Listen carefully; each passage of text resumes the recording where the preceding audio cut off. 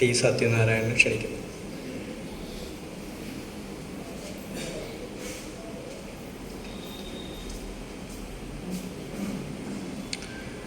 പ്രിയമുള്ളവരെ, നമ്മൾ 5 മണിക്ക് നിശ്ചയിച്ച പരിപാടി നമുക്ക് 5:15 തന്നെ തുടങ്ങി വയ്ക്കാൻ കഴിഞ്ഞു.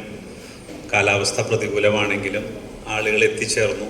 എല്ലാവർക്കും സ്വാഗതം പറയുക എന്നുള്ളതാണ് എൻ്റെ ഒരു ചുമതല. അതിനു മുമ്പ് ഈ സെമിനാറിന് ആസ്പദമായ 1-2 കാര്യങ്ങൾ പറഞ്ഞുകൊണ്ട് ഞാൻ എൻ്റെ ചുമതലയിലേക്ക് കടക്കാമെന്ന് വിചാരിക്കുന്നു. അത്യന്തം കലുഷിതമായ ഒരു ഇന്ത്യൻ സാഹചര്യത്തിലാണ് നമ്മൾ ഈ സെമിനാർ സംഘടിപ്പിക്കുന്നത്. വർഗീയതയും വിഭാഗീയതയും ജനാധിപത്യരാഹിത്യവും നീതി നിഷേധവും ഒക്കെ കൊണ്ട് അത്തരം ദുഷ്പ്രവണതകൾക്കൊക്കെ ഭരണകൂടം തന്നെ നേതൃത്വം നൽകുന്ന മഹാവിപത്ത് ഉള്ള ഒരു കാലത്ത്, ഒരു കെട്ട കാലത്ത്, ഏറ്റവും ഒടുവിൽ CJPയുടെ സമരം വരെ നടന്ന കാര്യങ്ങൾ എല്ലാവർക്കും അറിയാം. സഹികെട്ട യുവാക്കളും വിദ്യാർത്ഥികളും തെരുവുകളിൽ കൊടിയ മർദ്ദനം നേരിട്ടിട്ടും പിന്തിരിപ്പിക്കാൻ പറ്റാതെ നാണം കെട്ടുപോയൊരു ഭരണകൂടം ഉള്ളൊരു കാലത്താണ്, ഒരു ഇന്ത്യൻ സാഹചര്യത്തിലാണ് നമ്മൾ ഈ വിഷയത്തിൽ സെമിനാർ നടക്കുന്നത്. കേരളത്തിൻ്റെ സ്ഥിതിയും സാമൂഹിക രാഷ്ട്രീയ മണ്ഡലങ്ങളിലുണ്ടാകുന്ന മാറ്റങ്ങളും ഒക്കെ തന്നെ നമ്മളെല്ലാവരും ശ്രദ്ധിക്കുന്നതാണ്. അതിൽ ഈ സെമിനാറിന് നമ്മൾ ഒരു വേദി ഒരുക്കുന്നതിൻ്റെ പശ്ചാത്തലം പ്രസിദ്ധമായ ഐതിഹാസികമായ കുട്ടംകുളം സമരമാണ്. കുട്ടംകുളം തൃശ്ശൂർ ജില്ലയിലെ ഇരിഞ്ഞാലക്കുടയിലെ കൂടൽമാണിക്യ ക്ഷേത്രത്തിൻ്റെ മുമ്പിലുള്ള കുട്ടംകുളം എന്ന് പറയുന്നൊരു കുളത്തിൻ്റെ മുമ്പിലൂടെയുള്ള വഴിയുടെ നടക്കാനുള്ള അവകാശം നിഷേധിക്കുകയാണ്. പട്ടിക്കും പൂച്ചയ്ക്കും ഉറുമ്പിനും പേപ്പട്ടിക്കും ഒക്കെ നടക്കാം, മനുഷ്യന്മാർക്ക് നടക്കാൻ പാടില്ല എന്നുള്ളൊരു വളരെ മോശമായ സാഹചര്യം. സവർണ മാടമ്പിമാർ അങ്ങനെ നടക്കുന്നവരൊക്കെ അടിച്ചോടിക്കുന്നൊരു ഇത്, ഗതികെട്ട് സഹികെട്ട് ഒരു കൂട്ടം മനുഷ്യർ ഇതിനെതിരെ സമരം നടത്തി. 1946 ജൂൺ 23 സമരം തുടങ്ങിയത്. ഈ ജൂൺ 23 അതിൻ്റെ 80ാം വാർഷികം നടന്നു. ആ സമരം അവിടെ ആ കുട്ടംകുളം എന്ന് പറയുന്ന പ്രദേശത്ത് ഒരു തീണ്ടാപ്പലക സ്ഥാപിക്കുകയാണ്. തീണ്ടാപ്പലക ഞാൻ നേരത്തെ പറഞ്ഞ പോലെ മനുഷ്യർക്കാണ് തീണ്ടാപ്പലക. പട്ടിക്ക് കുറുകെ ചാടാം, എല്ലാ മൃഗങ്ങൾക്കും പോകാം, ഒക്കെ ചെയ്യാം, മനുഷ്യന് പോകാൻ പാടില്ല. അങ്ങനെയുള്ളൊരു ഇതിനെതിരെ സമരം തുടങ്ങി. ആ സമരം വലിയ വിജയമാവുകയും അന്ന് നാട് ഭരിച്ചിരുന്ന കൊച്ചി രാജാവിന് ക്ഷേത്രപ്രവേശന വിളംബരം എന്നുള്ള രീതിയിലേക്ക് അത്തരം അതൊക്കെ നിങ്ങൾക്ക് ചരിത്രങ്ങൾ അറിയാം. കേരളത്തിൽ തന്നെ ധാരാളം സമരങ്ങൾ അത്തരത്തിൽ നടന്നിട്ടുണ്ട്.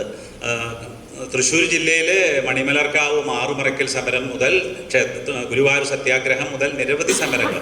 അതൊന്നും ഇവിടെ ഈ കൂടിയിരിക്കുന്ന പ്രബുദ്ധമായ സദസ്സിനോട് ഞാൻ വാചകമടിക്കേണ്ടതില്ല എന്നറിയും. അപ്പം അങ്ങനെയുള്ളൊരു സാഹചര്യത്തിലാണ് നമ്മൾ ഈ സെമിനാർ സംഘടിപ്പിക്കുന്നത്.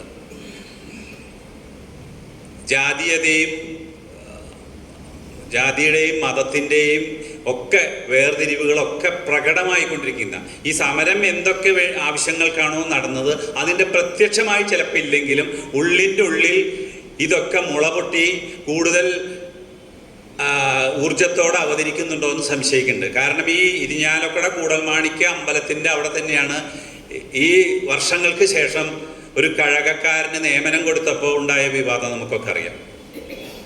ഇങ്ങനെ ഉള്ളിൽ രൂഢമൂലമാകുന്ന ചില സവർണാവർണ ബന്ധങ്ങളെക്കുറിച്ചൊക്കെ ശക്തി പ്രാപിക്കുന്നൊരു കാലത്ത് നമ്മുടെ നിർഭാഗ്യവശാൽ നമ്മുടെ തിരഞ്ഞെടുക്കപ്പെട്ട നമ്മുടെ തൃശ്ശൂരിൻ്റെ MP അടുത്ത ജന്മത്തിൽ ബ്രാഹ്മണ, ഇതൊക്കെ ക്ലീഷേ ഡയലോഗുകളാണെങ്കിലും ഇത്തരം സംഗതികളാണ് പുറത്തേക്ക് വരുന്നത് അറിഞ്ഞും അറിയാതെയും. അത്തരം സവർണ ബോധ്യങ്ങളെ അല്ലെങ്കിൽ സവർണ ബിംബങ്ങളെ ആരാധിക്കുന്ന അല്ലെങ്കിൽ അതിന് പിന്മുറക്കാരും അതിനൊരു ആരാധക വൃന്ദം ഉണ്ടാവുന്ന രീതിയിലേക്കൊക്കെ കാര്യങ്ങൾ പോകുമ്പോൾ ഇതിൻ്റെ പോസ്റ്റർ അയച്ചപ്പോൾ അപൂർവം ചിലരെങ്കിലും ചോദിച്ചു, ഇങ്ങനെ സെമിനാറുകൾ ഇങ്ങനെ നടത്തി ഇതൊക്കെ അറിയുന്നവരോട് തന്നെ പറഞ്ഞിട്ട് എന്ത് ഗുണം? ചിലർ ചോദിച്ചു, എക്കോ ചേംബർ എഫക്റ്റ് പോലെയാണ്. പക്ഷേ പേർത്തും വീണ്ടും പറയുകയും പൊരുതുകയുമല്ലാതെ നമുക്ക് എന്ത് ചെയ്യാനുണ്ട്?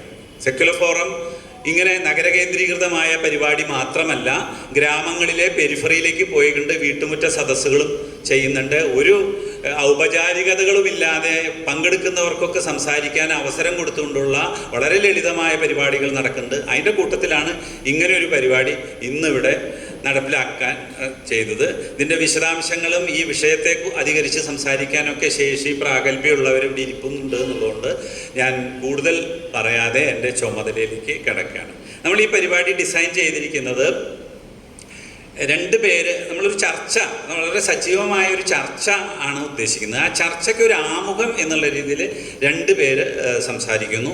ഒന്ന് നമുക്കൊക്കെ ആർക്കും പരിചയപ്പെടുത്തേണ്ട ആവശ്യമില്ല, വിമല ടീച്ചറാണ്. മറ്റൊരാൾ ശ്രീ PC ഉണ്ണിച്ചക്കനാണ്. അവർ രണ്ടുപേരും അരമണിക്കൂറിൽ കൂടാത്ത ഒരു ചെറിയ അവതരണം ഈ വിഷയത്തെ അധികരിച്ചുകൊണ്ട് അവരുടെ വ്യൂസ് നമ്മുടെ മുമ്പിൽ അവതരിപ്പിക്കും. അതിനുശേഷം 10 മിനിറ്റ് മാത്രം എടുത്തുകൊണ്ട് 3 പേര് ഇതിനോട് അവരുടെ വ്യൂസ് വളരെ ചുരുക്കി പറയും. അത് കഴിഞ്ഞ് മറ്റുള്ളവർക്ക് സംസാരിക്കാം. അങ്ങനെ ഒരു പരമാവധി 2 മണിക്കൂറിൽ കൂടാത്തൊരു പരിപാടി എന്നുള്ള രീതിയിലാണ് നമ്മൾ പ്ലാൻ ചെയ്തിട്ടുള്ളത്. സമയം വൈകിക്കുകയും എല്ലാവരും ഇരിക്കാൻ തയ്യാറാവുകയാണെങ്കിൽ നമുക്ക് എത്ര നേരം വേണമെങ്കിൽ ചർച്ച ചെയ്യാം. അങ്ങനെയാണ്. അപ്പോൾ ഇതിൽ വിഷയാവതരണം നടത്തുന്നത് വിമല ടീച്ചറാണ്. ഞാൻ നേരത്തെ പറഞ്ഞു, ശാസ്ത്ര സാഹിത്യ പരിഷത്തിൻ്റെ മുൻ ജില്ലാ പ്രസിഡൻ്റാണ്.